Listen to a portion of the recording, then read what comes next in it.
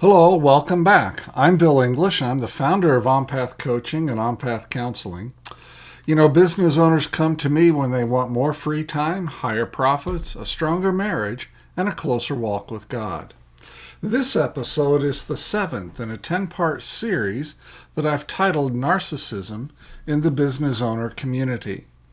Now, if you want to watch my other videos in this series, just visit my YouTube channel. It's under the name OnPath Coaching. And while you're there, if you please subscribe, I would certainly appreciate it.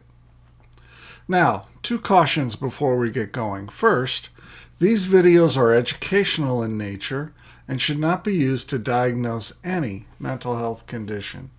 And secondly, I'm going to encourage you not to label anyone really, as a narcissist. Narcissism is really difficult to diagnose, quite frankly, and it's difficult to understand at times. And so I would just encourage you to stay away from labeling anyone a narcissist, and you know what? You'll have a better life. So in this episode, I want to focus on discussing the connection between narcissism and childhood trauma. Now, psychologists will tell us that the experience of trauma often leads to deep feelings of shame. And in previous videos, I have discussed how shame is a core, central component in the development and the continuation of narcissism. So childhood trauma can be directly connected to the development of narcissism in any given individual.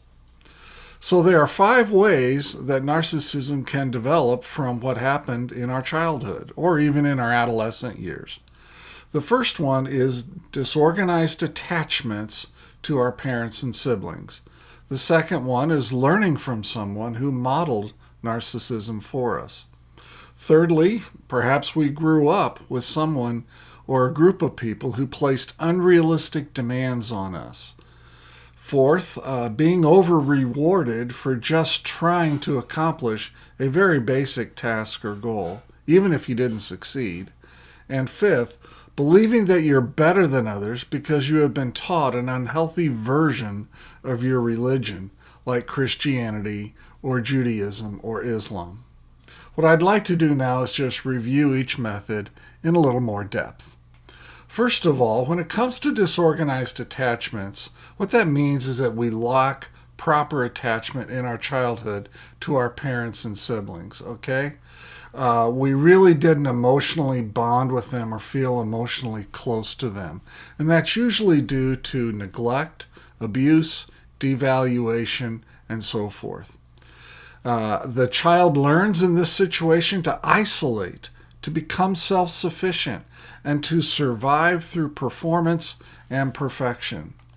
Children who grew up with this kind of situation, they've had to develop survival skills to provide for their own safety, since their parents or their siblings were decidedly unsafe. Narcissism can grow from their self-expectations of self-sufficiency, leading to an adult need for perfection and high control from which he or she finds safety from being potentially hurt. Secondly, when it comes to the learning model, narcissism can be learned from a narcissistic parent who exhibited deep needs for admiration to cover their insecurities. That child learns that normal is really placing oneself at the center of attention and demanding that one's needs be met by others around them. Thirdly, children who grow up in environments where there are incredibly high, unrealistic standards to achieve, they grow up with the idea that that is normal as well.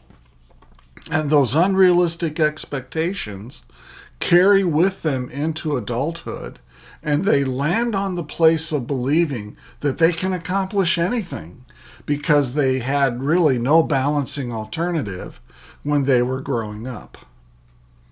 Fourth, in terms of over-rewarding children for simply trying to achieve even the most basic tasks, narcissism can be developed in them because they just feel like I tried, I put forth some effort, therefore I'm entitled to have this reward or that happy or whatever it is, right? And today we talk about some in our society as being highly entitled. I think that's just another way of talking about a narcissistic tendency. And finally, narcissism can grow in false and unhealthy religious environments where the faithful think of themselves as being better than others because they are the keepers of the truth, or perhaps they enjoy a special in with God or something like that.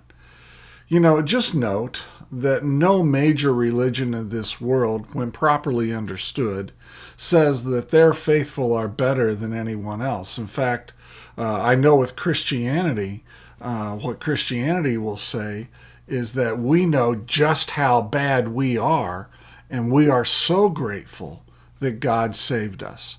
I think Islam and Judaism and others would tend to take that approach as well. So, to recap, narcissism can come from abuse, neglect, lack of healthy attachments, self-expectations of perfection, learning through modeling, or an unhealthy, false religious culture. Let me just make one more point here. Some tend to think of narcissism as the worst possible type of personality that a person can have. They seem to harbor a lot of disgust for narcissists. But I would advise us not to place narcissism in the worst of the worst category. In several ways, narcissism betrays a deep amount of hurt and pain and shame and really wrong beliefs about life. And those things, really, I believe Jesus Christ can heal and transform. I honestly believe in the power of Christ to transform any person from any unhealthy practice or belief. Even though narcissists can be difficult and sometimes pretty obnoxious to work with, God loves them every bit as much as He loves you and me. Let's bear that in mind the next time we find ourselves working or being in the presence of a narcissist. Now, in the next video, I'm going to discuss how narcissism shows up in business ownership. I'm Bill English. I'm a Minnesota psychologist, a Christian counselor, and a former CEO of 5 different businesses in 5 different verticals that ranged in size from $75,000 a year to $25 million.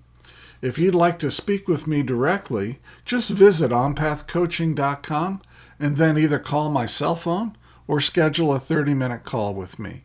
I don't think you'll be disappointed, and I would love to meet you and talk about your situation. Have a blessed day. Take care.